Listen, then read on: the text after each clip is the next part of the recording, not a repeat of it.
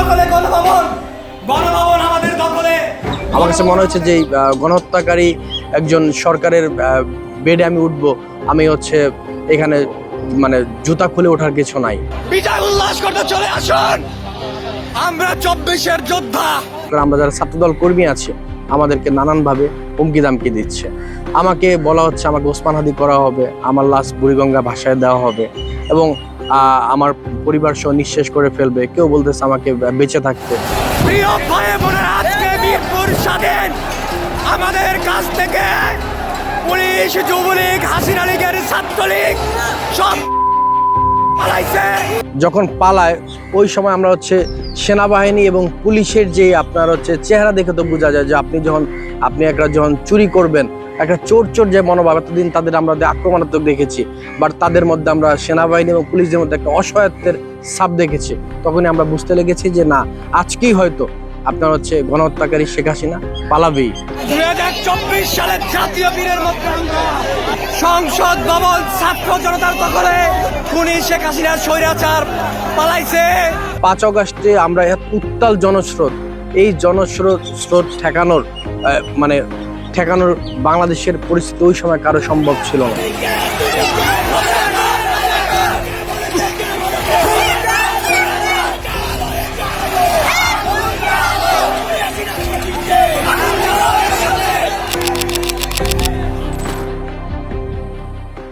আমরা যখন আগারগা পার হই, মানে হচ্ছে চীন মৈত্রী সম্মেলন যখন পার হই, আমরা দেখতে লাগলাম যে একটা হেলিকপ্টার যাচ্ছে। আমরা তখন বুঝতে সক্ষম হই যে এই সময় হয়তো গণহত্যাকারী শেখ হাসিনা হচ্ছে পালাচ্ছে।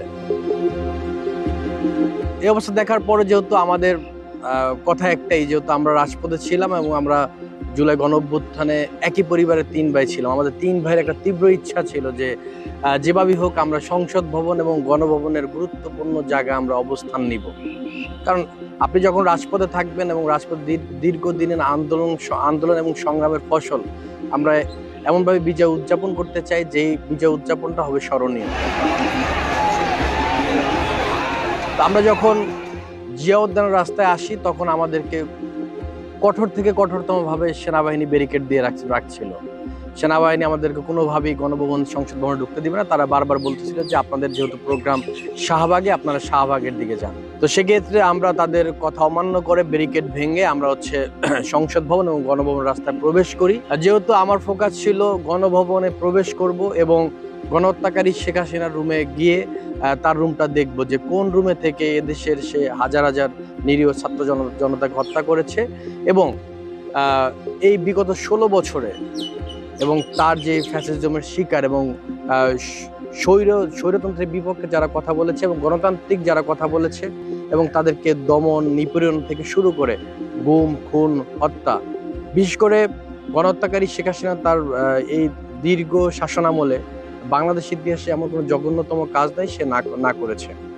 তো আমি সেই ভাবনা থেকে আমি হচ্ছে প্রথমে আপনার হচ্ছে গণভবনের দেয়াল টপকে গণভবনে প্রবেশ করি। গণভবনে প্রবেশ করার পরে আমি দেখলাম যে অনেকগুলা ভবন আছে ওখানে। আমি যেহেতু আমি এর আগে বলেছিলাম যে আমি যদি গণভবনে প্রবেশ করতে পারি তাহলে মানে দক্ষিণ পাশে গিয়ে হচ্ছে আমি শেখ হাসিনার রুমে গিয়ে আমি চা খাবো, এরকম একটা কথা বলেছিলাম। সেক্ষেত্রে আমি ওই দক্ষিণ পাশটাই আমি হচ্ছে চিন্তা করি দক্ষিণ পাশের বিল্ডিংটাতে আমি যাই। তা আমি 2য় তলায় যাই, আমি গিয়ে বুঝতে সক্ষম হইলাম যে এটাই শেখ হাসিনার রুম। কারণ হচ্ছে একজন গণহত্যাকারী শেখ হাসিনা যখন পালায় সে তার রুমের দরজা এবং তার রুমের এসি, লাইট, ফ্যান কোনো কিছু অফ করে যেতে পারে না। একটা সুস্থ স্বাভাবিক রুমের মতোই আছে কিন্তু কোনো ব্যক্তি নাই। তারপর আমি 2টা কক্ষ ছিল, আমি খুঁজলাম, তাকে পাইলাম না। তারপর যেহেতু আমি ক্লান্ত ছিলাম, দীর্ঘ সময় রাজপথে ছিলাম, দৌড়ে আসছি, আমি ক্লান্ত ছিলাম, আমি গণহত্যাকারী শেখ হাসিনার খাটে আমি একটু বসে এবং শুয়ে আমি হচ্ছে একটু রেস্ট নিলাম। তো আমরা স্বাভাবিকভাবে যদি আমাদের বিছানায় উঠি, আমরা জুতা খুলে আমরা বিছানায় উঠি। আমার কাছে মনে হচ্ছে যে গণহত্যাকারী একজন সরকারের বেডে আমি উঠবো, আমি হচ্ছে এখানে মানে জুতা খুলে ওঠার কিছু নাই। কারণ হচ্ছে আমরা দেখেছি জুলাই গণঅভ্যুত্থানে শুধু তাদের অধিকারের কথা বলতে গিয়ে এবং একটা কোঠার বিপক্ষে কথা বলতে গিয়ে 2000-এর অধিক মানুষকে নিরীহভাবে হত্যা করেছে। বিশেষ করে আমরা ছাত্রদলের শহীদ ওয়াসিম এবং আপনার হচ্ছে শহীদ আবু সাইদ মুগ্ধের অবস্থা আমরা সারা বাংলাদেশের মানুষ জানি। ওই প্রেক্ষিতে এবং হাজার হাজার মানুষ যারা আছে যাদের এবং বিশেষ করে ঢাকার রাজপথে যারা আন্দোলন সংগ্রামে ছিল, পথশিশু, বিহারি, এদের মৃত্যু সংখ্যা এখন পর্যন্ত সঠিকভাবে বর্ণনা এবং নির্ণয় করা যায় নাই, কারণ হচ্ছে তারা পথশিশু। তো সেক্ষেত্রে ওই জায়গা থেকে আমার ক্ষোভটা এতই বেশি ছিল যে আমার কাছে মনে হয়েছিল যে না, আমি ওনার বিছানায় আপনার হচ্ছে পায়ের উপর পা দিয়ে উঠি এবং জুতা নিয়ে উঠি, এবং আমি তখন বিজয় উদযাপন করে বলেছিলাম গণভবন আমাদের দখলে। কারণ হচ্ছে এই কথা বলার উদ্দেশ্য হচ্ছে একটাই, যেমন আমরা যখন গণভবনে প্রবেশ করি, এদেশের মানুষ এবং বহির্বিশ্বের মানুষ যারা গণভবন এবং সংসদ ভবন দখলে নেয়নি, তারা জানতো না যে গণভবন আমাদের দখলে। সেক্ষেত্রে আমি ওই ভিডিও ধারণ করে সামাজিক যোগাযোগ মাধ্যমে দিই, এবং ওই সময় প্রেক্ষিতে এরা সারা বাংলাদেশের মানুষ এবং বহির্বিশ্বের মানুষ জানতে পেরেছে গণভবন ছাত্র জনতার দখল। গণভবন আমাদের দখলে, গণভবন আমাদের দখলে। বিজয় উল্লাস করতে চলে আসুন, আমরা 24-এর যোদ্ধা। দেখুন, আপনি যখন রাজপথে থাকবেন তখন আপনি অনেক কিছু বুঝতে সক্ষম হবেন যে আসলে কখন কি করণীয়।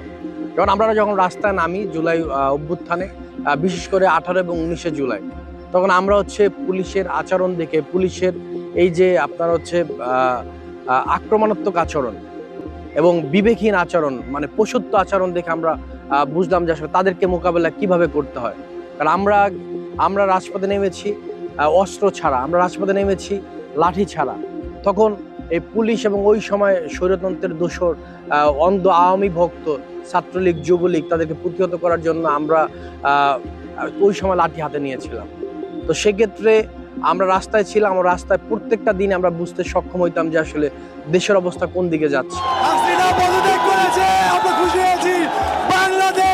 স্বাধীন হলো 5 আগস্টে আমরা এত উত্তাল জনস্রোত, এই জনস্রোত ঠেকানোর বাংলাদেশের পরিস্থিতি ওই সময় কারো সম্ভব ছিল না। কারণ হচ্ছে মানুষের মধ্যে এতই ক্ষোভ ছিল, মানুষের মধ্যে জুলাই গণঅভ্যুত্থানে যে এতগুলো হত্যাকাণ্ড ছিল, এরপর কোনো সুস্থ, স্বাভাবিক এবং দেশপ্রেমিক এবং বাংলাদেশপন্থী মানুষ কেউ বাসায় ছিল না, সব রাস্তায় নেমেছে। এই সময় প্রেক্ষিতে কোনো গণহত্যাকারী সরকার এবং স্বৈরাচার সরকার সে তার গণভবনে থাকতে পারে না, সে পালাইতে সক্ষম হবে। এটাই আমরা ওই সময় হেলিকপ্টার দেখে বুঝতে সক্ষম হয়েছে। এবং যখন পালায় ওই সময় আমরা হচ্ছে সেনাবাহিনী এবং পুলিশের যে আপনার হচ্ছে চেহারা দেখে তো বোঝা যায় যে আপনি যখন চুরি করবেন, একটা চোর যে মনোভাব, এতদিন তাদের আমরা আক্রমণাত্মক দেখেছি, বাট তাদের মধ্যে আমরা সেনাবাহিনী এবং পুলিশের মধ্যে একটা অসহায়ত্বের ছাপ দেখেছি। তখনই আমরা বুঝতে লেগেছি যে না, আজকেই হয়তো আপনার হচ্ছে গণহত্যাকারী শেখ হাসিনা পালাবেই।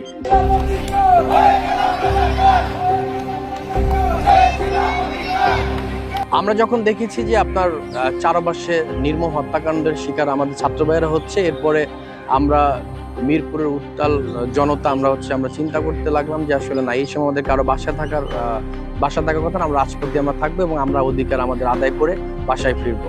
তো সেক্ষেত্রে আমরা 18 জুলাইতে শক্তভাবে ছাত্র জনতা, আমরা সর্বশ্রেণীর মানুষ আমরা মিরপুরে অবস্থান করি। কিন্তু ওই সময় প্রেক্ষিতে আওয়ামী লীগ এবং পুলিশের ধারা নির্মম হত্যাকাণ্ডের শিকার একই দিনে বৃহত্তর মিরপুরে 50-এর অধিক 18 জুলাই। কারণ আপনি ওই সময় যদি আমাদের আজমল হসপিটাল আছে, আলোক হসপিটালে, 2 হসপিটালে শুধু মৃত্যুর সংখ্যা ছিল 47 জন। তো এই 47 জন যদি মিরপুরে কি পরিমাণ মানুষ 2 ঘন্টার ব্যবধানে এতগুলো মানুষকে নিরীহভাবে হত্যা করেছিল, ওগুলা দেখার পরে আপনার হচ্ছে স্বাভাবিকভাবেই কোনো সুস্থ মানুষ অস্বাভাবিক হয়ে যাওয়ার কথা। তা আমি যত ছাত্র রাজনীতি করি এবং আমি রাস্তায় ছিলাম, রাজপথে ছিলাম, ওই সব কাহিনী দেখে আমার কাছে টোটাল যে শেখ হাসিনার বিদায়ের আগ পর্যন্ত আমি ঘুমাতে পারিনি। এবং আমার কাছে প্রত্যেকটা দিন মনে হয়েছিল যে আমরা যখন আন্দোলন করে রাতে বাসায় যেতাম, আমার কাছে মনে হতো যে না, কখন সকাল হবে, আবার রাস্তায় নামবো। আমার কাছে মনে হচ্ছিল যে আসলে আমার জীবনের বিনিময় হইল।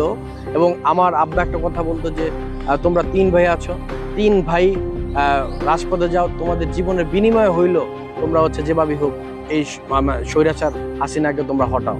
তো সেক্ষেত্রে 20 এবং 19 জুলাই পরবর্তীতে আমরা দেখেছি যে একটা কারফিউ দেওয়া হয় এবং আমরা অবৈধ কারফিউর বিরুদ্ধে মিরপুর অবস্থান নেই। আপনার হচ্ছে 20 তারিখে আমরা 30 থেকে 40 জন লোক ম্যানেজ করতে প্রায় 2 ঘন্টার মতো রাস্তায় ছিলাম। এখন অনেকেই বলে যে আমরা আন্দোলনের মাস্টার মাইন্ড, আন্দোলনের অমুক সমুক অনেক কথা বলে, কিন্তু আমরা যখন বৃহত্তর মিরপুরে আপনার হচ্ছে যখন গণহত্যাকারী শেখ হাসিনার অবৈধ কারফিউর বিরুদ্ধে যখন আমরা রাজপথে নামি, তখন হচ্ছে আমাদের সংখ্যা ছিল 30 থেকে 40 জন, এবং ওই 30 থেকে 40 জনের মধ্যে 10 থেকে 12 জন ছাত্রদল এবং যুবদল কর্মী, বাকি সবগুলো মানুষ বিহারি। তখন আমরা এই যে গুপ্ত সংগঠন থেকে শুরু করে অন্যান্য সংগঠন আমরা কাউকে দেখতে পাইনি। তো সেক্ষেত্রে এই আন্দোলন সংগ্রামের অগ্রণী ভূমিকা বিএনপি থাকলেও, তথা তাদের অন্যতম সংগঠন ছাত্রদল এবং যুবদলের কর্মীরা থাকলেও তারা ক্রেডিট নিতে কখনো চায় নাই। কারণ হচ্ছে এই আন্দোলন সকলের ঐক্যবদ্ধ ছাড়া এই আন্দোলন সফল হওয়া সম্ভব ছিল না। আমি জুলাই গণ আন্দোলনে যারা অংশগ্রহণ করেছে, বিশেষ করে যারা শহীদ হয়েছে, এবং সকলের প্রতি আমার শ্রদ্ধা, এবং জুলাই গণ আন্দোলনে যারা আহত হয়েছে তাদের প্রত্যেকের ব্যাপারে বর্তমান গণতান্ত্রিক সরকার অগ্রণী ভূমিকা পালন করবে আমি আশা করি। গণভবন আমাদের দখলে, গণভবন আমাদের দখলে। 5 অগাস্টে গণভবনে গণহত্যাকারী শেখ হাসিনার রুমে ঢোকার পর থেকে এবং তার খাটে যে ভিডিওটা ভাইরাল হওয়ার পর থেকে, তার খাটে যে আমি শুয়ে বিজয় উদযাপন করেছি, এই ভিডিওটা ভাইরাল হওয়ার পর থেকে বিশেষ করে গণহত্যাকারী শেখ হাসিনার যেই আপনার হচ্ছে দোসররা আছে এবং তার যে দল অন্ধ আওয়ামী যে ভক্ত আছে, তারা নানানভাবে আমাকে হুমকি দামকি দিচ্ছে। দেখুন, 5 অগাস্ট পরবর্তীতে আমি ভেবেছিলাম যে বাংলাদেশের এই গণহত্যাকারী শেখ হাসিনার দল হয়তো তাদের ভুল স্বীকার করে জনগণের কাছে ক্ষমা চাইবে, কিন্তু তারা তনুতপ্ত শিকারই হয়নি। তারা হচ্ছে আমরা যারা জুলাইতে অংশগ্রহণ করেছি, বিশেষ করে আমরা যারা ছাত্রদল কর্মী আছে, আমাদেরকে নানানভাবে হুমকি দামকি দিচ্ছে। আমাকে বলা হচ্ছে আমাকে ওসমান হাদি করা হবে, আমার লাশ বুড়িগঙ্গা ভাসায় দেওয়া হবে, এবং আমার পরিবার সহ নিঃশেষ করে ফেলবে। কেউ বলতেছে আমাকে বেঁচে থাকতে, আমাকে দেখে নিবে। তো দেখুন, আমরা যারা ছাত্রদল কর্মী, আমরা যারা রাজপথের মানুষ, আমরা এসব হুমকি ধামকি ভয় পাই না। আমার কথা একটাই, যে আসলে এই 5 অগাস্ট পরবর্তীতে যেই গণহত্যাকারী শেখ হাসিনা পালাইছে এবং তার দলের প্রত্যেকটা কর্মী পালাইছে, তারা কিভাবে এই সময় এসে আমরা যারা ছাত্রদল কর্মী আছে, আমরা যারা জুলাইতে অংশগ্রহণ করেছি, শুধু নট অনলি জুলাই, বিগত স্বৈরাচার আমলে প্রত্যেকটা আন্দোলন সংগ্রামে আমরা যারা যুক্ত ছিল, আমাদেরকে কিভাবে তারা মৃত্যু হুমকি দেয়, এটা নিয়ে আসলে আমি নিজে একটু লজ্জিত এবং শঙ্কিত। কারণ হচ্ছে আমি লজ্জিত এই জন্য যে আমরা যারা দেশের হয়ে কাজ করেছি, এবং আমরা দেশের হয়ে যারা একটা পরিবার, আমরা একই পরিবারের 3 ভাই রাজপথে ছিলাম। আমার বাবা একজন ইউনিয়ন বিএনপি কর্মী। সেক্ষেত্রে আমরা পারিবারিকভাবে বিএনপি হওয়া সত্ত্বেও আমরা এখন যখন হুমকি পাই, তখন এটা আসলে আমার জন্য লজ্জার। এবং আমি আশা করি যেহেতু বর্তমান গণতান্ত্রিক সরকার, এই সরকারের দায়িত্ব হচ্ছে যারা বিশেষ করে যারা জুলাইতে অংশগ্রহণ করেছে এবং দেশের জন্য যারা কাজ করেছে, তাদেরকে রক্ষা করার দায়িত্ব বর্তমান সরকারের। এবং যেহেতু আমি ছাত্রদল কর্মী, আমার অভিভাবক জনাব তারেক রহমান বিশেষ করে ছাত্রদলের পক্ষে অবস্থান নিবে এবং ছাত্রদলকে হেফাজত করার দায়িত্ব জনাব তারেক রহমানের। কারণ হচ্ছে ছাত্রদল এদেশের সকল ক্রান্তি লগ্নে ছাত্রদল ছিল। বিশেষ করে আমরা মহান মুক্তিযুদ্ধ পরবর্তীতে আমরা 90-এর গণঅভ্যুত্থান এবং 24-এর যে গণঅভ্যুত্থান হয়েছে, এখানে সর্বশেষ 24-এর গণঅভ্যুত্থান সবচেয়ে বেশি শহীদ ছাত্রদলের ছেলেপেলে। সেক্ষেত্রে সেই ছাত্রদলের ছেলেপেলেদেরকে যখন আওয়ামী লীগ ধারা আপনার বিভিন্ন রকম হুমকি দেওয়া হয়, এটা আশা করি আমাদের অভিভাবক জনাব তারেক রহমান গুরুত্ব সহকারে দেখবে।